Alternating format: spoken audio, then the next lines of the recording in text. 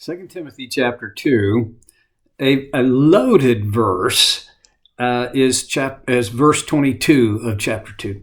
Flee the evil desires of youth and pursue righteousness, faith, love, and peace, along with those who call on the Lord out of a pure heart.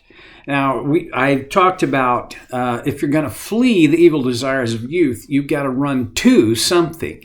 And the thing you run to, well, it's not just one thing. Well, kind of it is one thing. Well, no, okay. Paul breaks it out, so let's.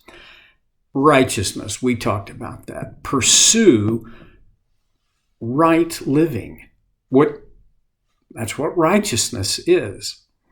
The second thing is faith. I've shared this before that I do not have the gift of faith. I have friends who faith is their primary spiritual gift. And so trusting God it's not a hurdle for them. One particular friend, he has the spiritual gift of faith, which is interesting to me because he's also a world-class engineer. Well, he was. Now he's retired. But he is this guy is and was a problem solver supreme. The engineer mind of figuring out what is this, what's it all look like, what are the pieces, how should they be arranged, and then how can we get from here to there. And one of the other things that makes him unique is he is a very highly wired people person. A lot of engineers, they really like numbers and formulas and stuff, but people kind of not so much. Well, my friend Pat, he loves people, and he loves doing what he can to help them achieve more, be more, find more of what God has for them. I love him. I love being around him. One of the things he one time said was, I love it when God presents a problem to me, because my first thought is, this is going to be fun seeing what God does with this. Now, here's one big difference between Pat and me. First difference, I can't do math. If I didn't have a calculator on my smartphone, I'd be dead, right? I can't. You get me past simple addition and subtraction, and I'm just not a numbers guy. I don't know. Part of it was I never found it very fulfilling and satisfying because C's and D's are not very fulfilling and satisfying. I probably didn't pay attention on the right days when I was in junior high, and by the time I got into high school, man, I didn't have. Okay, here's the other big difference between Pat and I.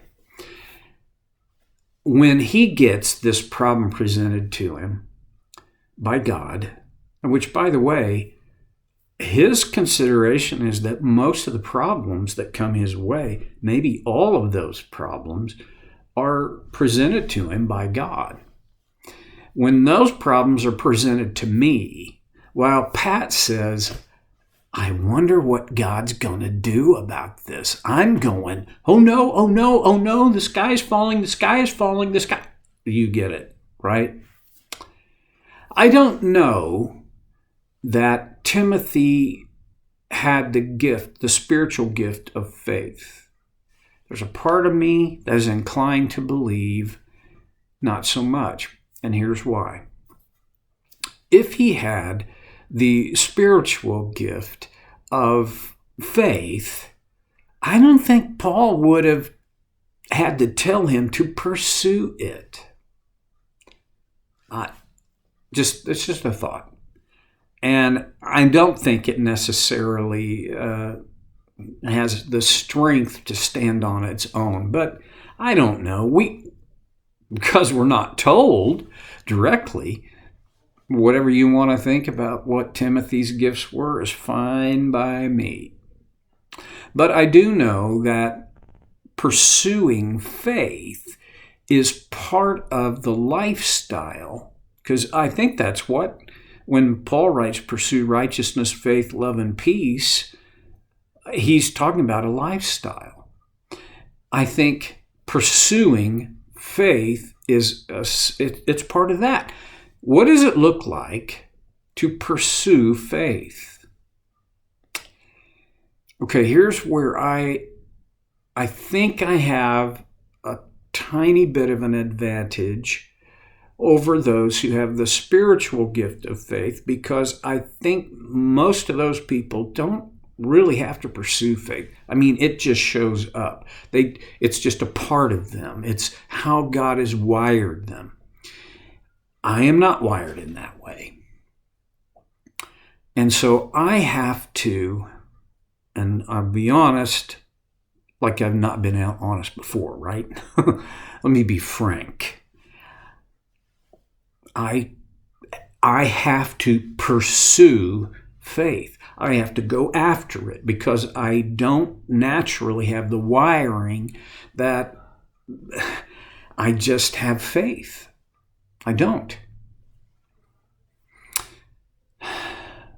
This is a little bit discouraging to me at a lot of times, but on the other hand, it could be also a benefit, because to have the gift of faith and it just trusting, believing, have faith is just like falling off a log. For me, falling off the log scares me, okay? So, because on the other side of faith, like the opposite side of faith, I think some people would say on the opposite side of faith is unbelief. And okay, I'll go with you there. Why the unbelief? For a lot of us, this is my situation, it's not necessarily unbelief as it is fear. I find myself so often like the father of a demon-possessed boy in the Gospels. Jesus has been with Peter, James, and John on what we now call the Mount of Transfiguration. It was a world-shifting experience for Peter, James, and John, to the degree that Jesus said, don't be telling people about this. Because it would, for whatever reason, he said, keep this between us, all right? They come down off the mountain, and the other disciples, the other 9 at least, they catch him. It's almost like, there he is, let's go. And they say, Master, we have tried everything we know to do to cast this demon out of this boy, and nothing works. Okay, this is a broad paraphrase. And Jesus said, these only come out with prayer and fasting. And this is very interesting to me because Jesus, well, a little later on in the story, we'll pick it up. But anyway, the father of the boy comes to Jesus and explains that this demon, often he tortures my son. Sometimes he throws him into the water. Sometimes he throws him into the fire. He's just destructive for my boy. And Jesus says, do you believe I can heal him of this? And the dad says, I believe. Help my unbelief. This is the phrase that I cling to. Because when the Father said that, Jesus didn't correct him, he didn't challenge him, that apparently was enough for Jesus, because in the next moment he heals the boy.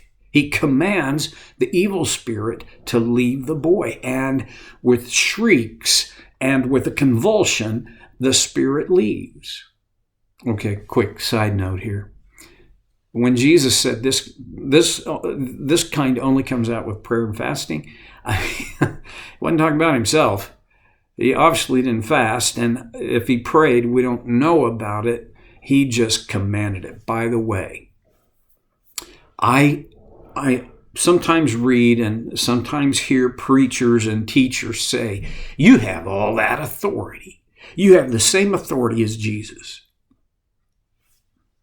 Well, in a way, but see, when I think about authority, and I know this is a bunny trail, but I'm going to go down it because I think it's valid. In Matthew 28, Jesus says, all authority has been given unto me. Now, he doesn't then say, and I'm giving you that same authority. I can't, I'm sorry if this is offensive, and it probably is to some, but I do not have, I don't know what to call it. It doesn't feel right, I'll just say it that way, to me, to say, I have all the authority of Jesus, come out of that, or be healed, or be fixed, or... No. It's Jesus who has the authority. And he,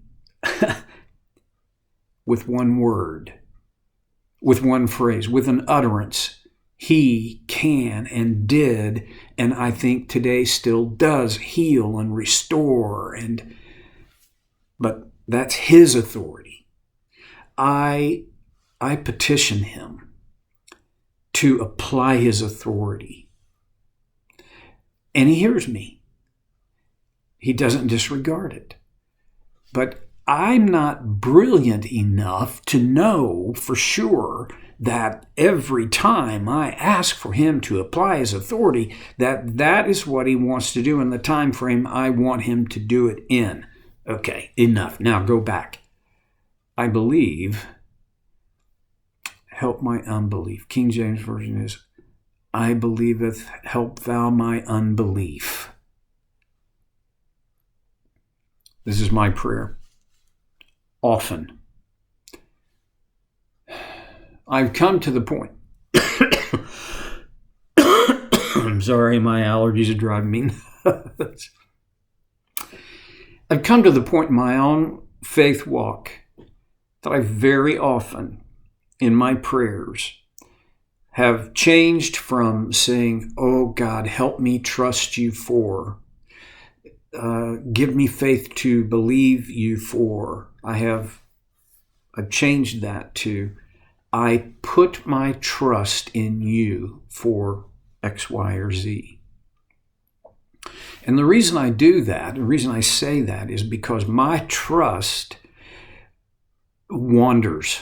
My trust is so, I mean, I don't even know how to describe it. I'm not trying to denigrate myself. I'm just being honest with myself. My faith is not strong enough to stay where I put it. I have to keep putting my trust. I don't know if that matters to you, but it could. There's no magic in it. And I'm not advocating a unique and special formula for getting from God what you want or need. I'm just saying, if you, like me, struggle with faith, with trust, you might want to try this. It might make a difference. That's all I got today. I'll see you next time on Soul Care with Stevie Boy.